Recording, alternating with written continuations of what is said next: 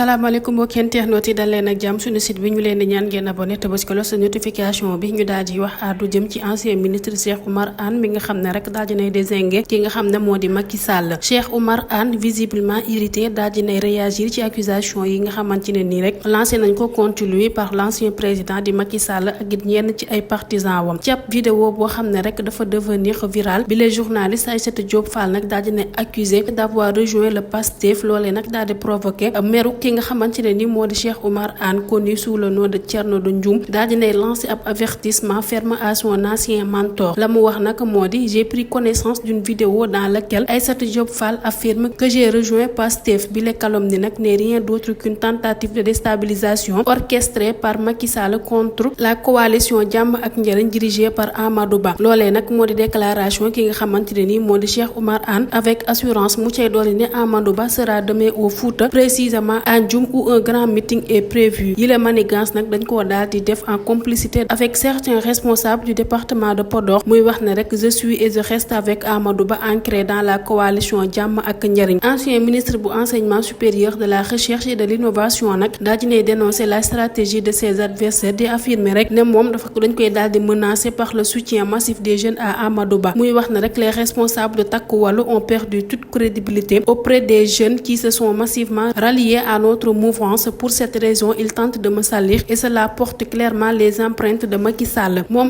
Cheikh Oumar Anne nag mu cay yokku ne kii di nga xamante ne nii moo di Macky Sall nag il ne supporte pas que les gens s'affranchissent de son emprise il faut contrôler tout le monde même à distance et être en tête de liste d'une coalition que cela soit la dernière fois qu'il tente ce genre d'attaque contre moi sinon il me verra venir loolee nag mooy avertissement ki nga xamante ne ni moo di Cheikh Oumar Anne ngir clarifier yile mbir nag kii di Cheikh Oumar Anne nag daal di ne contacter directement Aïssatou Diop Fall di ko wax ne rek dama laa woo ngir di la fàttali les bases du journalisme mu di recouper ab information laata mu koy publier te it mu koy xamal ne def na remarque qu'elle aurait pu joindre la cellule de communication de Jàmm ak Njariñ moom Cheikh Oumar Anne nag muy wax ne ki nga xamante ne nii moo di Aïssatou Diop Fall da koo daal di tontu avec arrogance qu'elle ne reconnaît pas Jàmm ak Njariñ kii di Cheikh Oumar Anne nag daal dinay accusé ki nga xam ne moo di Macky Sall d'avoir autrefois tenté de travailler avec Pastef affirmant qu'il s'en est éloigné quand ses attentes n'ont pas été satisfaites muy déplorer que moom ak yeneeni membres de la coalition ñu daal di leen viser par une campagne de dénigrement pendant une semaine entière ils ont accusé des membres de notre coalition d'avoir rejoint le parti au pouvoir. Mon ami Demba Ba ici à mes côtés a été lui aussi ciblé après que Abdoulaye Daouda Diallo l'a supplié de rejoindre sa coalition. Demba Ba a catégoriquement refusé. Un autre compagnon Aboubakry Sow a également été victime de ces mensonges loolee nag mooy révélation ki nga xamante ne nii rek moo di Cheikh Oumar Anne. Jugee ci loolu dañuy daal di wax àddu jëm ci arrestation colonel Cheikh Sarr dans l'affaire impliquant Doro Gaye colonel Cheikh Sarr nag daal dinañ koy placer sous mandat de dépôt par le juge du 3e cabinet selon des sources bi la décision nag daal di am ginnaaw à son audition dans le cadre de l'enquête sur une affaire d'escroquerie foncière impliquant ki nga xam ne rek moo di Doro Gaye ak it PDG bu Sim Transloc Suarle di Zakirou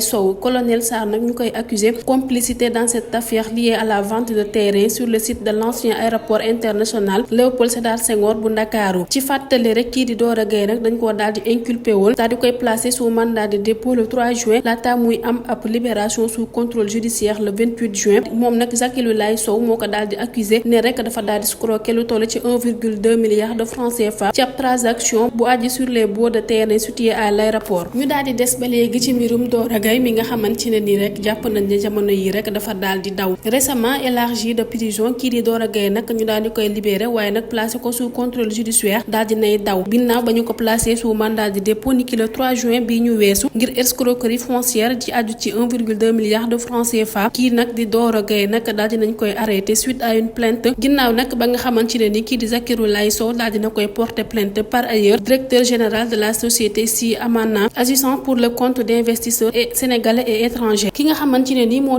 di Pape Doro Gaye ginnaaw nag ba mu manqué à ses obligations de versement mensuel stipulé dans le protocole d'accord signé avec la partie civile moom nag daal di nay daw ngir éviter rek ab retour en détention il aurait traversé la Guinée-Bissau avant d'embarquer sur un vol à destination de Paris selon ay sources du judiciaire bu l'Observateur il aurait traversé la Guinée-Bissau avant d'embarquer sur un vol à destination de Paris yi la même source nag di préciser ne rek dafa daal di utiliser son passeport diplomatique ngir y rallier la France face à cette fuite magistrat instructeur bi nag dina daal di envisager décerner ko ab mandat d'arrêt international afin qu'Interpol puisse procéder à son arrestation. Par réquisitoire introductif, parquet bu tribunal de grande instance de Dakar nag daal dinay demander ouverture d'une information judiciaire tey requis l'émission d'un mandat de dépôt contre Pape Dora Gueye le 3 juin 2024 moom Dora nag dañ ko daal di placé woon sous mandat de dépôt pour une escroquerie foncière d'un montant estimé à 1,2 milliard de francs CFA. Pour sortir de prison daal di ne dafa daal di signé woon ab protocole d'accord